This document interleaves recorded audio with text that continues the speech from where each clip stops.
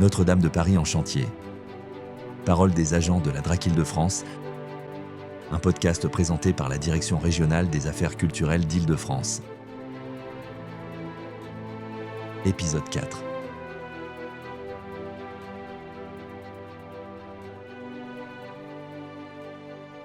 Bonjour Marie-Hélène Didier, merci d'avoir accepté notre invitation. Vous êtes conservatrice générale du patrimoine et conservatrice des monuments historiques de Paris à la Direction régionale des affaires culturelles d'Île-de-France. Vous êtes ici pour nous parler de votre travail. Je vous laisse donc vous présenter à nos auditeurs, nous parler un peu de votre parcours et nous expliquer en quoi consiste votre métier. Alors mon métier et mon parcours sont, je dirais, forcément l'un à la suite de l'autre. Mon parcours il est très simple. J'ai passé le concours de ce qu'on appelle maintenant les conservateurs du patrimoine, sauf que moi je l'ai passé il y a quand même plus de 35 ans. Ce qui me donne un certain recul sur la façon de le faire. Et donc j'ai été d'abord en Provence-Alpes-Côte d'Azur et en Corse. Ensuite j'ai eu les deux Normandies avant leur réunification. Et je suis depuis 2003 à la DRAC Île-de-France où j'ai eu plusieurs territoires. Merci Marie-Hélène Didier pour toutes ces précisions. Vous avez été amenée en tant qu'agent de la DRAC à travailler sur le chantier de Notre-Dame. Pouvez-vous nous parler de votre rencontre avec Notre-Dame et peut-être nous dire où vous étiez lors de l'incendie et comment vous avez été rattachée à cet événement ? Alors ma rencontre avec Notre-Dame, je la connaissais en tant qu'étudiante en histoire de l'art, en tant que conservatrice des monuments historiques, puisqu'elle était sur le chemin de mon ancien bureau et ça m'arrivait de m'arrêter dedans. Mais en 2011, parce que celle qui s'en occupait avant est partie, on m'a proposé, donc le conservateur régional, à ce moment-là, Dominique Cerclet, m'a proposé de prendre Notre-Dame de Paris. Je dois dire que sur le moment, j'ai hésité ou j'ai eu peur, je ne sais pas, j'ai demandé 24 heures de réflexion. Bien sûr, au bout de 24 heures, j'ai dit oui parce que c'est un monument emblématique qui n'est pas tout à fait à l'échelle des autres cathédrales, c'est-à-dire qu'avec beaucoup de visiteurs, beaucoup de monde, beaucoup d'interlocuteurs. Donc voilà, ce n'était pas un monument habituel comme les autres que je traitais depuis fort longtemps. Donc j'ai été très bien accueillie à Notre-Dame et comme je dis toujours, une fois qu'on a mis le petit doigt dedans, mais en fin de compte on y plonge entièrement et le problème c'est qu'on n'en sort pas du tout. Voilà, donc c'est un monument auquel je suis très attachée. Et donc le soir de l'incendie, on m'a appelée, j'étais à Versailles pour l'inauguration d'une exposition, j'étais dans la cour du château, on m'a appelée en me disant il y a de la fumée qui sort de Notre-Dame. Dans la cour du château, j'ai rencontré à ce moment-là le régisseur général de la cathédrale, Laurent Prat, qui était à la même inauguration que moi, qui lui avait eu la même info que moi et qui est donc, lui, reparti immédiatement à Paris. Et moi, j'ai fait le tour de toutes les personnes impliquées sur Notre-Dame, en particulier à la CRMH, pour savoir si elles avaient bien eu l'info et pour savoir si elles arrivaient aussi sur Notre-Dame, habitant un peu plus près que moi. Et donc, moi, après, je suis partie à Notre-Dame pour aller voir ce que je pouvais faire. Et j'y ai été attendue par la Direction générale des patrimoines, donc par le directeur, par les services du ministère qui, en fin de compte, attendaient que j'arrive pour pouvoir aller sur la base vie du chantier en étant accompagnée par les pompiers et voir avec les pompiers ce qu'il nous était possible de faire, puisque nous sommes sous commandement complet pompier, donc on leur obéit. Et donc on a attendu qu'ils nous disent qu'on pouvait aller dans la sacristie, extraire quelques objets du trésor pour le faire. Quelles ont été vos missions et votre rôle en tant que conservatrice générale du patrimoine et conservatrice des monuments historiques de Paris sur ce chantier de Notre-Dame ? Alors sur les missions, en fin de compte, ce sont toujours les mêmes que celles que l'on a en tant que conservateur des monuments historiques, c'est-à-dire qu'on voit pour tous travaux envisagés, on voit les projets, on suit le chantier et on va jusqu'à la fin du chantier.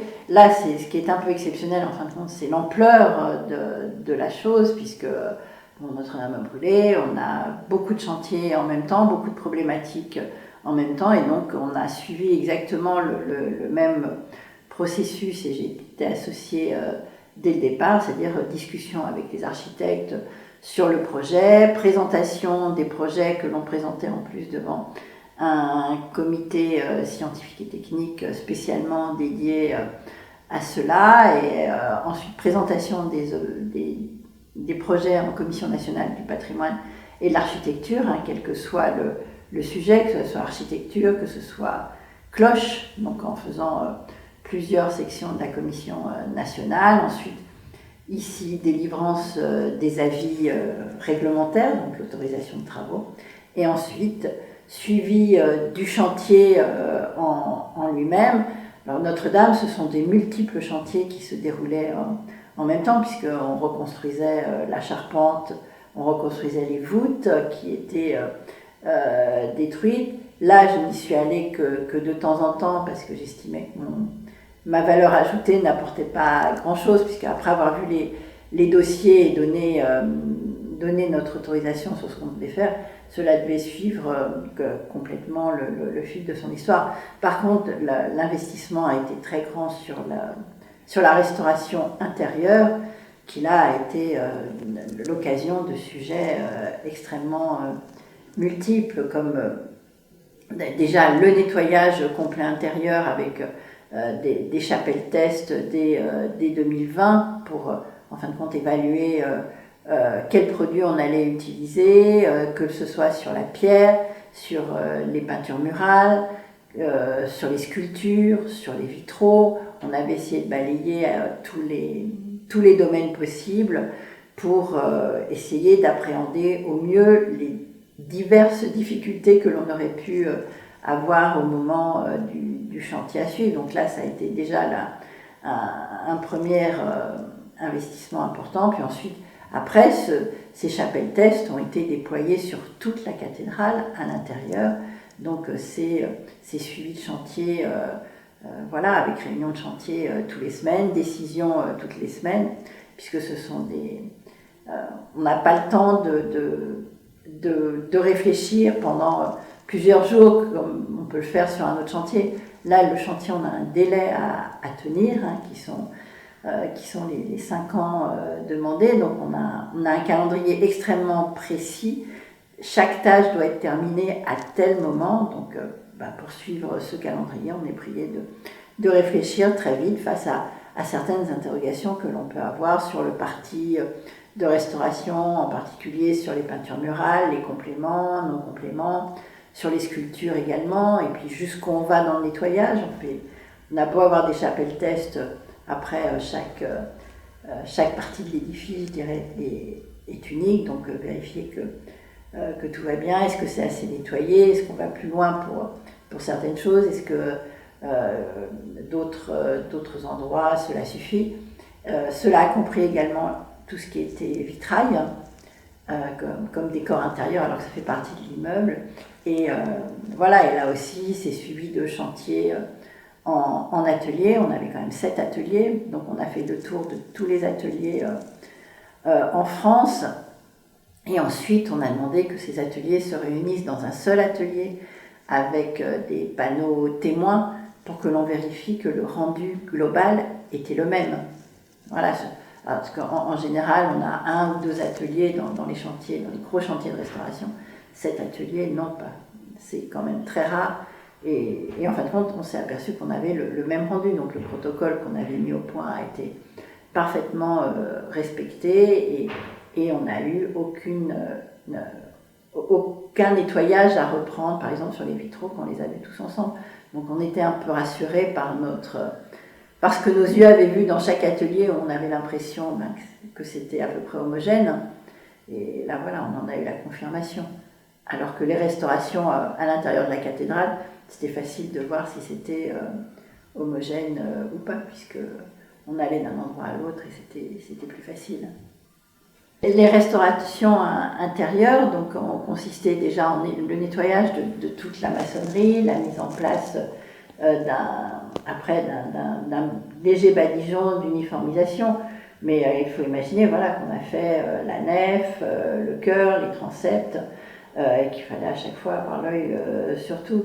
Ce qui était intéressant, le plus intéressant, ça a été les chantiers de restauration de peinture murale, d'Eugène Viollet-le-Duc, donc les chapelles du chœur, les chapelles de la nef, pardon, ont été malencontreusement grattées dans les années 60 par mon prédécesseur Pierre-Marie Ozas, qui pourtant a fait la première exposition Viollet-le-Duc, donc on a toujours un peu de mal à comprendre. Donc dans ces chapelles de la nef, on a retrouvé des éléments de peinture qu'on a soigneusement notés, parce que certains endroits ont été mal grattés. Mais par contre, les chapelles du chœur ont gardé tout leur décor, et là, on a retrouvé tout le coloris que l'on imaginait plus de ces chapelles. Certaines avaient été restaurées dans les années 2000, donc on pouvait le percevoir. Moi, j'en avais restauré une juste en 2018. Donc là, c'était déjà une première redécouverte, puisqu'on passait quand même de la crasse très très foncée à des couleurs éclatantes. Mais le fait de les restaurer tout entièrement a permis de voir, en fin de compte, leur construction, la construction de ces peintures d'une chapelle à l'autre, leur répartition sur les surfaces, donc le fait qu'il y ait un soubassement très coloré, d'une inspiration médiévale très lointaine. Viollet-le-Duc a une imagination absolument foisonnante. Voilà la répartition entre les différents niveaux. Et surtout, ce que l'on a remarqué dans la restauration de ces peintures, c'est que c'est un précurseur de l'Art Nouveau, mais absolument exceptionnel. On voit des fleurs de lys, on a l'impression de retrouver les motifs des stations de métro, donc qui sont quasiment 40 ans après. Et on a la même inventivité sur tout ce qui est orfèvrerie, métal. Pareil, on a des fleurs de lys extrêmement stylisées et qui rappellent complètement l'Art Nouveau. Et là, je pense que c'est une des redécouvertes aussi des motifs de Notre-Dame que l'on ne pouvait pas appréhender complètement. Et ce nettoyage aussi global a permis de faire le lien entre les différents types de matériaux, où l'on retrouve des motifs extraordinaires d'un matériau à l'autre. Voilà, Viollet-le-Duc a vraiment marqué son passage. On retrouve les mêmes, donc j'ai dit les mêmes fleurs de lys, mais on retrouve aussi les mêmes feuilles de lierre sur différents matériaux. Et là, on a comme autre matériau intéressant, c'est le métal, et donc on a restauré les fonds baptismaux qui ont retrouvé une polychromie que là on ne soupçonnait pas du tout. Vous avez un soubassement rouge, des colonnettes vertes, des personnages qui sont plutôt couleur bronze, un couvercle qui est doré. Voilà, et tout ça a été recouvert d'une crasse uniforme marron-noir, et là ça a été une des dernières découvertes. Autre redécouverte aussi, ce sont les stalles dont l'histoire est parfaitement connue par les archives, donc là aucun scoop, mais par contre le fait qu'elles aient été nettoyées, on a redécouvert leur aspect beaucoup plus blond, et surtout en allant sur les échafaudages, on a pu voir tous les fantômes des fleurs de lys bûchés à la Révolution, chose qu'on ne voit absolument pas d'en bas. En plus, ils ont bûché ça de manière extrêmement propre et soignée, ce qui est quand même bien par rapport à d'autres endroits où le bûchage a été quand même plus violent. Et surtout, ce qui est étonnant aussi, c'est que les ailes entrelacées de Louis XIV, que c'est lui qui est à l'origine, qui a réalisé la commande de son père, sont encore présents. Ils n'ont pas été bûchés. Et c'est un des rares endroits où les ailes existent encore, puisque dans d'autres endroits, ils ont été vraiment bûchés comme signe de la monarchie. Ils avaient été reconnus comme signe de la monarchie. Là, ils sont tous intacts. Donc voilà, ce sont des choses que l'on voit sur les échafaudages que l'on ne voit pas quand on est au sol. Et pareil pour la piéta, donc, qui est au fond du chœur. Lorsque l'on est sur l'échafaudage, c'est toujours un privilège. Et de voir la sculpture de près, de voir qu'elle a que la Vierge Marie a des larmes en pierre sculptées sur son visage, pareil, c'est un moment extrêmement fort, très, très émouvant. Et le dernier moment émouvant qui a eu lieu il y a peu, c'est la remise en place de la Vierge à l'Enfant que j'avais fait déplacer à Saint-Germain-l'Auxerrois, qui était devenue paroisse de Notre-Dame, en disant qu'à Saint-Germain-l'Auxerrois, c'était toujours le cœur de Notre-Dame Et donc moi je voulais que le cœur batte encore. Donc j'avais fait déplacer le symbole de Notre-Dame avec l'accord du clergé affectataire. Et on l'a rapporté il y a peu, la semaine dernière, à Notre-Dame. Et là c'est un moment, je dirais c'est un moment magique. C'est un moment où je me suis remise un peu à pleurer. Parce que là j'avais l'impression de retrouver Notre-Dame avant. Voilà, parce que c'est le symbole qui revenait enfin à sa place. Et voilà, et je pense que tout le monde, tous les gens qui passent devant ressentent la même chose. Et dernier chantier qui est, je dirais, toujours en cours au moment où on m'enregistre, c'est l'aménagement du trésor. Il y a une nouvelle muséographie qui a été faite, pensée beaucoup par le clergé affectataire, mais en étroite collaboration avec l'État. Et nous, on a fait restaurer beaucoup d'objets pour cette nouvelle présentation. Et il va y avoir en particulier une nouvelle vitrine consacrée aux éléments du sacre de Napoléon Ier, avec, en fin de compte, on retrouve tous les éléments que l'on voit sur le tableau de David. Donc là, c'est vraiment une nouvelle vitrine, puisque avant l'exposition du Louvre, il y avait beaucoup de recherches sur justement ce moment important de la cathédrale, le sacre de Napoléon. Mais on s'est aperçu qu'en fin de compte, on avait quand même beaucoup de choses. Et en particulier, on a des éléments de la broderie du manteau du sacre qui avait été posé sur un textile, je pense déjà au 19e, que l'on ne présentait pas, qui avait été présenté très anciennement et que là, on a restauré exprès. Et on a restauré également d'autres éléments textiles, d'autres sculptures qui retrouvent également une polychromie tout à fait éclatante. Dernier point aussi, c'est dans une des chapelles qui va être la chapelle Saint-Guillaume, grâce toujours au clergé affectataire qui recrée un autel qui ne rappellera pas celui de Viollet-le-Duc, qui est toujours au centre de la cathédrale, mais qui nous permettra en fin de compte de reposer sur cet autel tous les éléments qui proviennent du maître-autel de Viollet-le-Duc, qui a été démantelé malheureusement dans les années 80, où on ne peut pas remettre les éléments sur l'autel du chœur, mais on va pouvoir tous les remettre là à la fois. Le gradin, le tabernacle et les chandeliers et la croix de Viollet-le-Duc. Donc on aura une évocation que l'on avait quand même perdue depuis près de 45 ans sur ces éléments qui sont tout à fait remarquables. Voilà, après il suffira de prendre la photo du maître-autel et la photo de ce qu'on met au-dessus, et puis les gens n'auront qu'à faire un photomontage pour imaginer ce que cela pouvait être une fois que c'est restauré, puisqu'on a fait restaurer tous les éléments.